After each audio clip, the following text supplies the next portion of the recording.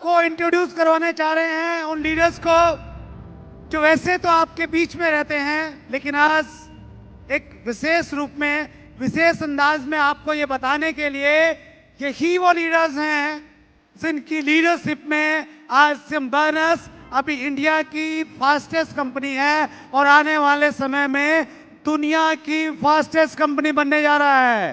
मैं इनवाइट कर रहा हूं उन लीडर्स को जिन्होंने आरसीएम को एक डिस्ट्रीब्यूटर से करोड़ों डिस्ट्रीब्यूटर्स में लेके गए।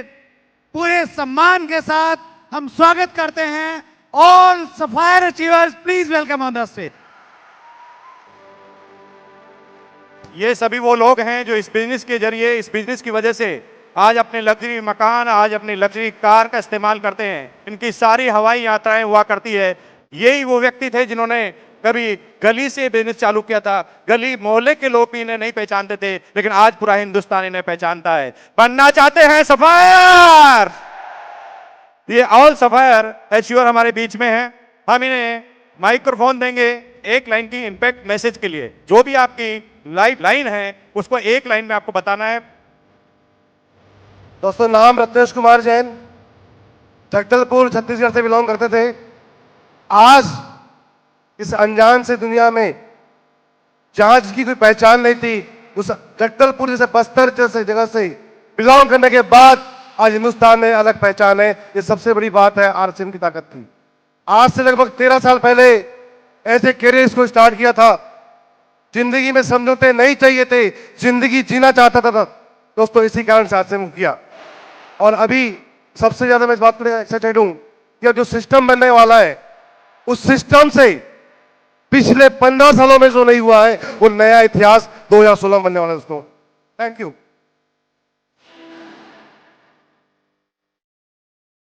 कहानी नहीं कहूंगी, वास्तविकता कहूंगी।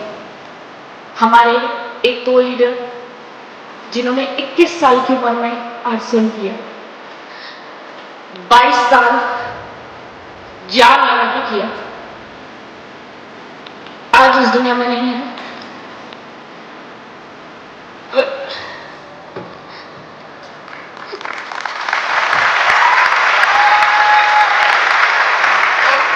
उनका छोटा बेटा देख लीजिए। नेक्स्ट में आपको बुलाना चाहूंगा।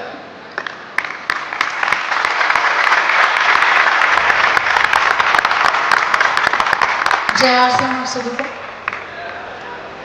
नाम शुभा रत्नेश है, रायपुर छत्तीसगढ़ से बिलोंग करती हूँ। मैं रत्नेश जैन जी की वाइफ हूँ, जो हमारे नए साथी हैं यहाँ। मैं उन्हें बताना चाहूँगी, रत्नेश जी एक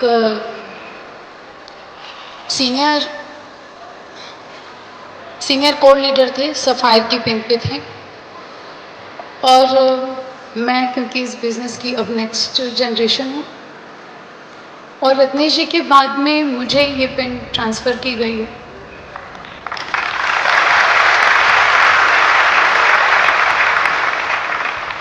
जब ये बिज़नेस रत्नेश जी के जीवन में आया तो उनकी उम्र मात्र 21 साल थी। एक 21 साल के युवा ने इस चीज़ को निर्धारित किया कि किस तरह उन्हें अपने जीवन को बदलना है। और उसका सबसे बड़ा शायद कारण ये था कि पारिवारिक जो इनकम थी उस समय मात्र 7,000 रुपये थी। 7,000 रुपये एक पारिवारिक इनकम बड़ी कम हुआ करती है, जहाँ पे दो बड़ी बहनें, माता पिता, खुद रहना, संघर्षों से भरा जीवन जीना आसान नहीं होता। तभी शायद इतना मुश्किल काम रत्नेश जी कर पाए थे कि मात्र 21 साल की उम्र में वो ये निर्धारित कर चुके थे कि उन्हें ये बिजनेस करना, और इतनी शिद्दत से उन्होंने किया था कि मात्र 3 महीने में रॉयल्टी थे, 10 महीने में टेक्निकल थे, और 5 साल में स्टार रूबी पर थे। जितना प्राउड आप सबको ये सुनकर होता है, उससे कहीं ज़्यादा प्राउड मुझे बोलने में होता है कि उन्होंने ये सब अचीव किया इतनी कम उम्र में। कितने सिंसियर और कितनी डेडिकेशन के साथ उन्होंने काम किया होगा। कभी मैं सोचती हूँ तो लगता है इससे ज़्यादा मुश्किल और कोई काम नहीं था। कि एक युवा जो इस चीज़ में अपना जीवन बिता सकते थे कि मेरे खेलने खाने की उम्र है, मैं भी बाकी युवाओं की तरह मौज मस्ती में अपना जीवन निकाल सकता हूँ, इतने बचपन से संघर्ष देखा हूँ और ऐसा संघर्ष भी देखा हूँ कि जहाँ अगर मुझे दिवाली मनानी है तो ये ज़रूरी है कि मुझे अपने घर के बाहर एक फटाके के स्टॉल लगाना पड़ेगा, और होली मनानी है तो ये ज़रूरी है कि मेरे घर के बाहर रंगों का मैं स्टॉल लगाऊं ताकि मैं अपने घर में उस रंगों, बचे हुए रंगों से खेल पाऊं। ये परिवार की सच्चाई को एक्सेप्ट करते हुए उन्होंने ये इस तरह से काम किया। जिस दिन उनके जीवन में आरसीएम आया होगा ना, मुझे लगता है उस दिन भगवान की उन पे नजर रही होगी। बोलते ना, शायद सरस्वती माँ बैठी हो जुबां पर, उसके बाद उन्होंने कभी पीछे मुड़कर नहीं देखा। रहवासी जगदलपुर के थे, एक बड़े छोटे से घर में रहा करते थे। मैं अगर रत्नेश जी का सबसे पहला ड्रीम आपको बताऊं तो आप सब यहाँ हंसेंगे। रत्नेश जी ने अपने इनकम के सबसे पहले चेक से वॉशिंग मशीन ली थी, क्योंकि उन्हें लगता था बाकी काम करना आसान है, पर ये जो मेरी जिम्मेदारी मेरे सर पे है ना कि मुझे कपड़े धोने पड़ते हैं, ये मैं नहीं करूँगा। तो उन्होंने अपनी चेक से सबसे पहले अपने घर में वॉशिंग मशीन ली थी, जो इतने छोटे सपने के साथ चालू करे, और उसके बाद अगर वो जगदलपुर में सारे घर लिया, गाड़ी ली, बाइक्स ली, बड़े शौकीन थे। हर बार कुछ ना कुछ चलता रहता था, क्योंकि दिमाग में सब करने के, वहाँ ले लेने के बाद दिमाग में फिर खुरापात आई कि चलो थोड़ी सी उड़ान और भरी जाए। जगदलपुर में तो सब हो ही गए अपने, अब रायपुर में मैं आगे बढ़ूँ। उन्होंने 2007-8 में रायपुर शिफ्ट हो गए थे, और 2009 में हमारी शादी हुई थी। सितंबर 2009 में ही रत्नेश जी का सफायर लेवल आ चुका था। आप सबको लग रहा होगा इतनी सारी कहानियों का कारण क्या। सिर्फ आपको ये बताना चाहती हूँ कि एक रीजन था और एक विजन था कि जो परिवार में सिक्योरिटी नहीं थी, जो परेशानियाँ थी, वो मेरी आने वाली पीढ़ियों तक नहीं जानी चाहिए। जो जीवन मैंने जिया है वो मेरे बच्चे नहीं जिएंगे। इससे ज़्यादा प्राउड की बात ना एक लड़की के लिए कुछ नहीं हो सकती कि आपने एक ऐसे लड़के से शादी की है जो सेल्फ मेड है, जिसने कभी किसी की सहायता नहीं ली अपने किसी भी जीवन में आगे बढ़ने के लिए या अपने जीवन में कुछ पाने के लिए। हम सिक्योरिटी की बात करते हैं,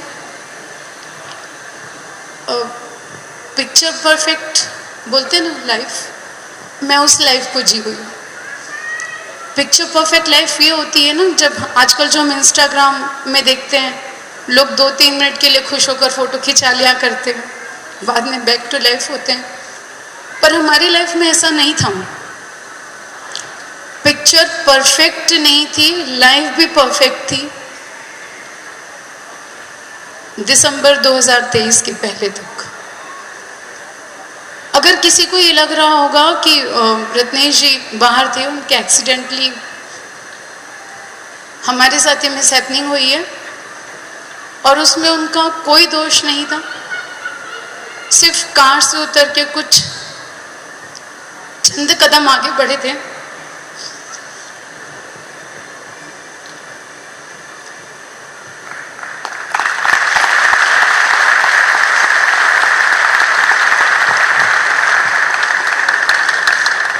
और पीछे से किसी बाइक वाले ने हिट किया था।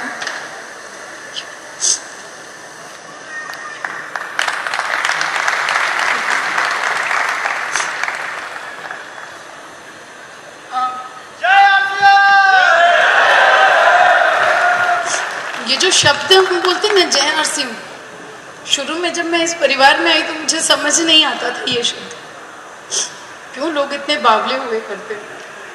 रत्नेश जी से बावला मुझे दुनिया में कोई नहीं लगता था। जो आरसीएम खाए पिए सोए जागे, और कोई दिखता नहीं था मुझे कि इसके अलावा कुछ करते हैं जीवन में। और आज मुझे लगता है अगर ये नहीं किया होता तो मेरा जीवन क्या होता।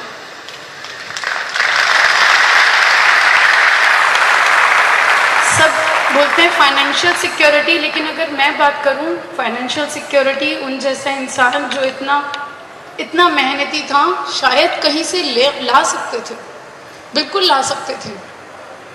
उसके बाद ये मेंटल सिक्योरिटी मुझे मिलती, ये इमोशनल सिक्योरिटी मिलती जो आज मुझे मिली पूरे आरसीएम परिवार में। आप में से जो भी साथी, मैं सिर्फ यही कहना चाहती हूँ, जो भी साथी ये सोचते हैं ना क्यों करूँ, एक बार ये ज़रूर सोचिएगा आप जो भी काम कर रहे हैं क्या उसके बाद आपके परिवार के लिए, आपके बिजनेस के जो भी सपोर्टर्स हैं वो खड़े रहेंगे? क्या उनमें से कोई भी ऐसा रहेगा जो उनके बिजनेस को देखने के लिए, उनके उस काम को देखने के लिए वहाँ खड़ा रहेगा? मुझे ऐसे कोई जगह नहीं नज़र आ रही थी उस कंडीशन में जहाँ मैं टोटली ब्लैंक थी और मुझे ये लग रहा था पाँव के नीचे से किसी ने पूरी ज़मीन खींच ली है और कहा है कि अब खड़े रहो। तो ये जो हिम्मत मुझे मिली ना कि खड़े रहो, ये मेरे परिवार ने मुझे खड़ा रखा। ये आरसीएम परिवार था जिन्होंने पूरे हर एक दिन मुझे सपोर्ट किया और मुझे कहते हुए कहीं कोई संकोच, कोई शर्मिंदगी नहीं है कि अगर मेरे सारे जो हमारे साथी थे अगर वो नहीं खड़े रहते तो शायद आज इतने लोगों के बीच खड़े होकर बोलने की मुझे हिम्मत भी नहीं रहती। ये हिम्मत आती है आरसीएम से। बहुत बहुत शुक्रिया, धन्यवाद पूरे परिवार का।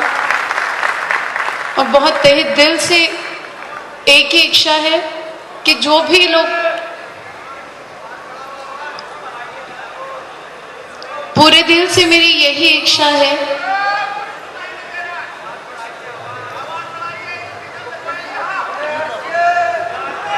सब, हाँ बिल्कुल, जय आरसीएम। इस शब्द को हमें ना सिर्फ बोलना है बल्कि हर एक के दिल तक पहुंचाना है। धन्यवाद, थैंक यू। साथियों, आज एक बात सोचने वाली है। अगर राकेश सर के घर में, रत्नेश जैन सर के घर में अगर आरसीएम नहीं होता तो इन परिवारों का क्या होता?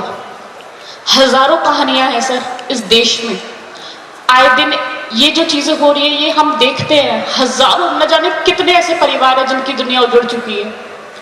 लेकिन आज सोचने का विषय है कि ये जो कहानी बताई जा रही है ना सर, ये आरसीएम की वजह से आज सुनने वाले हैं आप सब 7,000 लोग, वरना कोई बाहर कोई सुनने वाला नहीं है किसी कहानी।